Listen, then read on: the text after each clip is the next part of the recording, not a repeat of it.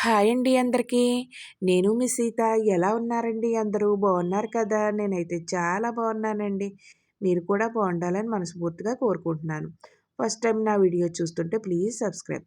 ఈరోజు రెసిపీ వచ్చేసి egg omelette curry అండి. ఈ ఎగ్ ఆమ్లెట్ కర్రీ చాలా సింపుల్‌గా, టేస్టీగా చేసుకోవచ్చండి.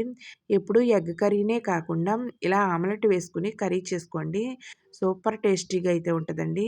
చాలా బావుంటదండి ఈ కర్రీ అయితేని. తినే కొలది ఇంకా ఇంకా తినాలనిపిస్తదండి. అంత బాగుంటుందండి. ఈ ఎగ్ ఆమ్లెట్ కర్రీనైతే ఏ విధంగా తయారు చేసుకుందామో చూసేద్దాం రండి. ముందుగా అయితే నేను ఒక 5 గుడ్లనైతే తీసుకున్నానండి.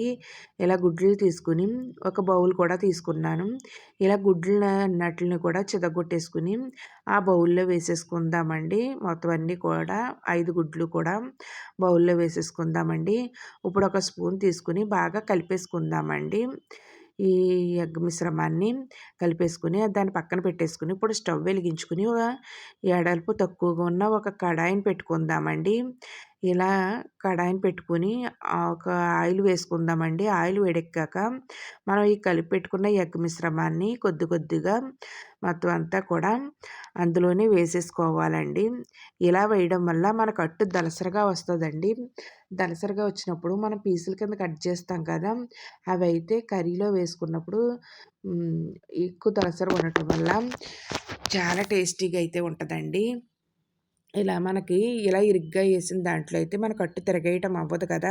ఒక ప్లేట్ తీసుకొని, ఆ ప్లేట్‌లో అయితే ఇలాగ బోర్లించేసుకోవాలండి. మళ్ళీ రివర్స్‌లో మళ్ళీ వేసుకొని, మళ్ళీ 2 వైపులా కూడా ఇలా అయితే కాల్చుకోవాలండి. ఇలాగా ఎగ్‌నైతేని. అలా కాల్చుకున్న దాన్నయితే ప్లేట్‌లో తీసుకొని పక్కన పెట్టేసుకుందామండి. ఇప్పుడు స్టవ్ వెలిగించుకొని, కడాయి పెట్టుకొని 2 టేబుల్ స్పూన్‌లు అయితే ఆయిల్ వేసుకుందామండి. ఆయిల్ వేడెక్కాక సన్నగా తరిగిన ఉల్లిపాయ ముక్కలు, అలాగే పచ్చిమిర్చిని కూడా వేసేసుకుందామండి. ఇలా వేసేసుకొని ఇందులోనే రుచికి తగ్గ సాల్టు, చిటికెడు పసుపు కూడా వేసేసుకుందామండి. వేసుకొని బాగా వేయించేసుకుందామండి. ఇలా ఉప్పు, పసుపు వేయడం వల్ల ఉల్లిపాయ తొందరగా వేగుతుందండి. అలాగే ఉల్లిపాయ ఎంత వేగితే కర్రీ అన్నది అంత బాగుంటుందండి. లైట్ గోల్డెన్ కలర్ వచ్చేదాకా ఉల్లిపాయ ముక్కల్ని బాగా వేయించేసుకోవాలండి. ఇలా వేయించుకున్న వాటిలో అయితే ఒక స్పూన్ అల్లం వెల్లుల్లి పేస్ట్ వేసుకుంటున్నానండి. ఈ పేస్ట్‌ని కూడా పచ్చివాసన పోయేదాకా వేయించేసుకోవాలండి. ఈ విధంగా అయితే వేయించేసుకోవాలి మొత్తం అంతా కూడా. వేయించేసుకోవాలండి. ఇప్పుడు ఇందులో అయితే ఒక స్పూన్ కారం వేసుకుంటున్నానండి. ఇక్కడ కారం అన్నది మీ స్పైసీనెస్‌ని బట్టి మీరు వేసుకోవచ్చండి. ఒక స్పూన్ కారం, ఒక స్పూన్ ధనియాల పొడి, ఒక స్పూన్ చికెన్ మసాలా వేస్తున్నానండి. ఇలా చికెన్ మసాలా వేయడం వల్ల ఈ కర్రీ సూపర్ టేస్టీగా అయితే ఉంటదండి. చాలా బావుంటదండి ఈ కర్రీ రైస్‌లో కలుపుకున్నప్పుడు. అంత టేస్టీగా చాలా టేస్టీగా ఉంటదండి. అలాగే మొత్తం అంతా కలిపేసుకోవాలండి మసాలాలన్నీ. ఉల్లిపాయ ముక్కలకు పట్టేదాకా కలిపేసుకొని, ఇందులో అయితే కొద్దిగా వాటర్ వేసేసుకుందామండి. వాటర్ వేసేసుకొని మూత పెట్టేసుకుందామండి. ఇలా ఇందులోనే కొంతమంది చింతపండు గుజ్జును వేసుకుంటారండి. చింతపండు వాటరు. నేనైతే నార్మల్ వాటర్ వేసాను. చింతపండు వాటర్ అయితే వేయలేదండి. చింతపండు వాటర్‌తో కూడా ఈ కర్రీ సూపర్‌గా ఉంటదండి. ఇలా అయితే ఇప్పుడైతే ఈ ఆమ్లెట్ అయితే ముక్కల కింద అయితే కట్ చేసుకుందామండి. ఇలా చిన్న ముక్కల కింద అయితే కట్ చేసుకుందామండి. చూసారు కదండీ! ఇలా ఈ ముక్కలన్నిటిని కట్ చేసుకొని ఒక ప్లేట్‌లో పెట్టేసుకుందామండి. ఇలా ప్లేట్‌లో పెట్టేసుకుందామండి. ఇలాగా చిన్న కడాయిలో వేయడం వల్ల ఇలా దలసరగా వస్తదండి ఆమ్లెట్ అయితేని. అప్పుడు ఇలా పీసుల కింద కట్ చేస్తే ఈ దలసరలో ఉంటాయండి. ఇప్పుడు దీన్ని మరుగుతున్న కర్రీలో వాటర్‌లో అయితే వేసేసుకుందామండి. చూసారు కదండీ! బాగా మరుగుతుంది కదా! మరిగేటప్పుడైతే ఈ మూత తీసేసుకొని ఈ ఎగ్ ఆమ్లెట్ ముక్కలు కట్ చేసుకున్నాం కదా! ఈ ముక్కలనైతే అందులో వేసేసుకుందామండి.